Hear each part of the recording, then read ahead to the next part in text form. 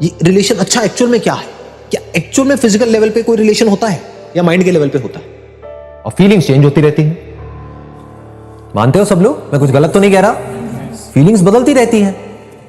आज अच्छी फीलिंग्स हो रही हैं किसी इंसान के होने की वजह से, कल उसी के होने की वजह से बुरी फीलिंग्स होने लग जाएंगी। हम कभी कहते हैं कि प्यार हमको चीजों से हो जाता है, तो चीजों से प्यार कैसे हो सकता है? क्या वो चीज हमसे प्यार करती है? आप कहते हो मुझे इस चीज से प्यार है, तो इस चीज को आपसे प्यार नहीं है, आप खुद ही तो क्रिएट कर रहे हो ना अपने माइंड में। तो अब आप क्या क्रिएट करोगे? How will you make somebody else happy? उसका वन साइडेड लव है। इसको पहले अच्छे से समझ लेना जहां तक हम पहुंचे हैं। ये आपको फंसाएगा? नहीं फंसाएगा। I will make the other person happy and if that thing makes you unhappy then what will you do? ये होता है नहीं होता है? कॉन्फ्लिक्ट। और ये तो और खतरनाक कॉन्फ्लिक्ट है, क्योंकि आपकी जिंदगी झंड हो गई ना। क्या करोगे ऐसी जिंदगी का? What makes the other person happy? वो कुछ और ही है। करते रहो मरते दम तक। इसके बारे में आराम से सोचो। बेसिकली क्या होता है कि हम एक क्वेश्चन के साथ में ठहरते नहीं, बड़ी जल्दी हम जवाब देने लग जाते हैं अपने अंदर ही अंदर। हम ऐसे एक्ट करने लग जाते हैं जैसे हमें पता है। क्या इससे बड़ी कोई प्रॉब्लम है लाइफ में?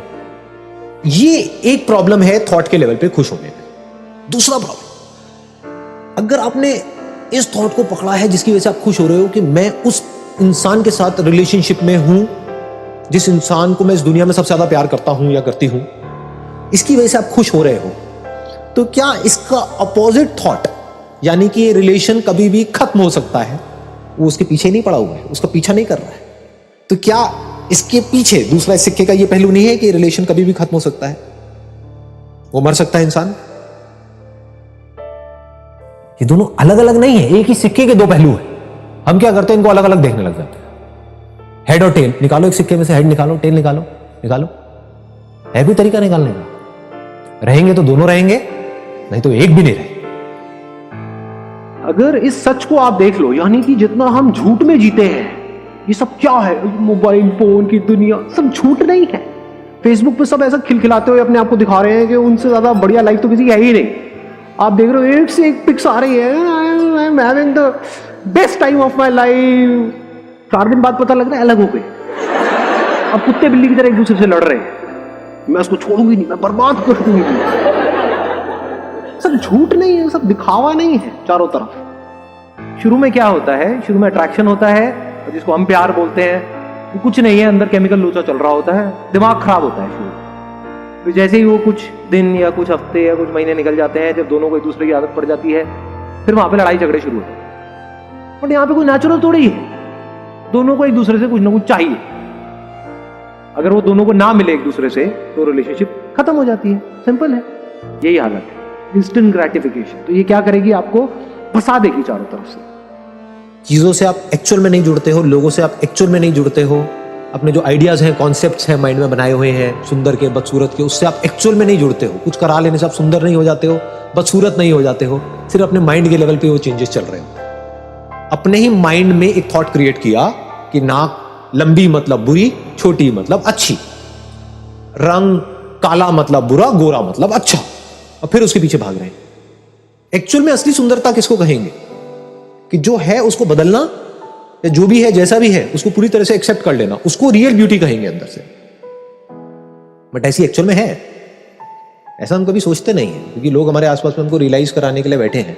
ये पूरी की पूरी जो दुनिया है, मार्केटिंग की दुनिया है, वो आपको ये जताने के लिए बैठी है कि आप कितने भद्दे हो और वो कितने सही है।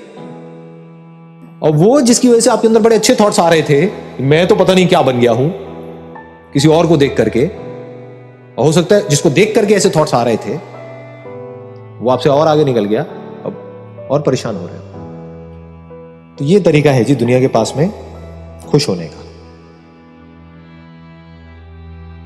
इसको दोनों चीजों को अच्छे से समझ लेना, बिकॉज इसमें सारे थॉट्स आ गए। अभी जहां हम खुशी ढूंढ रहे हैं वो थॉट्स में ढूंढ रहे हैं। रिलेशन कभी एक्चुअल में परफेक्ट नहीं होता है, माइंड के लेवल पे कभी लगने लग जाता है सब कुछ परफेक्ट है, फिर लगने लग जाता है सब कुछ बेकार है। तो एक्चुअल में सब थॉट के लेवल पे हो रहा होता है, माइंड के लेवल पे हो रहा होता है। इंडिपेंडेंस किसे कहेंगे? देखो, एक आदमी है वो कहता है कि मैं दुनिया के साथ में खुश नहीं रह सकता, उसको इंडिपेंडेंस कहोगे? क्योंकि रहना उसको दुनिया के साथ ही है। आप सब कुछ छोड़ छाड़ के भी चले जाओगे, किसी आश्रम में भी रहोगे, वहां भी तो लोग होंगे या नहीं होंगे? हाँ, तो रहना तो आपको लोगों के साथ ही है। तो एक आदमी कहता है कि नहीं, मैं इस दुनिया के साथ में खुश नहीं रह सकता, दुनिया बहुत बुरी है, ये है, वो भगोड़ा है, वो भाग रहा है। दूसरा है जो कहता है कि नहीं, मैं तो ना तभी खुश रह सकता हूँ या रह सकती हूँ जब मेरे आसपास में 4-5 लोग हो, अकेले में मुझे बड़ा डर लगता है। दोनों को आप इंडिपेंडेंट कहोगे? जहां इंडिपेंडेंस नहीं है वहां पर खुशी नहीं है।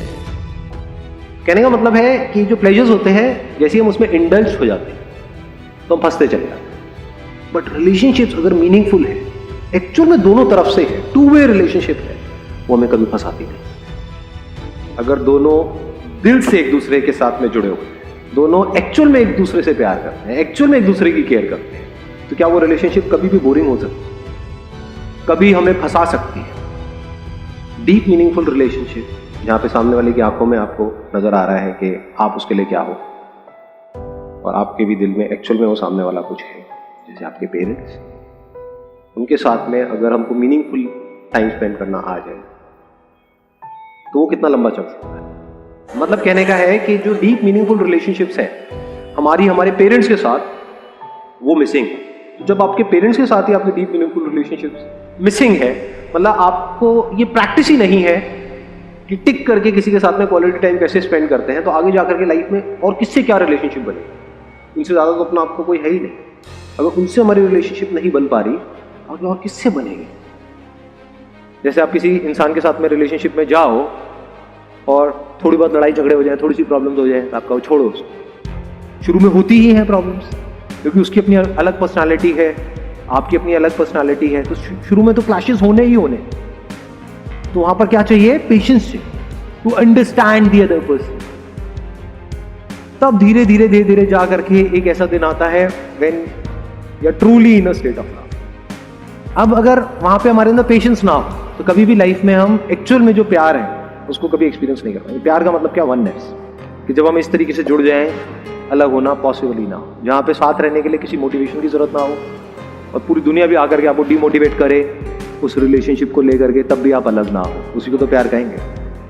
ऐसे ही कभी किसी की कोई परफॉर्मेंस देख रहे हो, फॉर एग्जांपल कोई एक्टर है, कोई मूवी देख रहे हो, जब तक वहां पर एक्टर जिंदा है तो मूवी बेकार है, फ्लॉप है वो मूवी। बट कुछ मूवीज ऐसी होती हैं जहां पर हम भूल ही जाते हैं कि उस बंदे का असली नाम क्या है।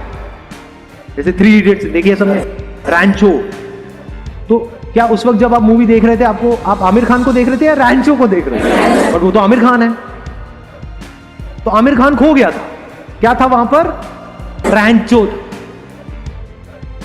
तो एक्टर और कैरेक्टर एक हो गए थे, उसको प्यार बोलते, तब कुछ कमाल का होने लगता।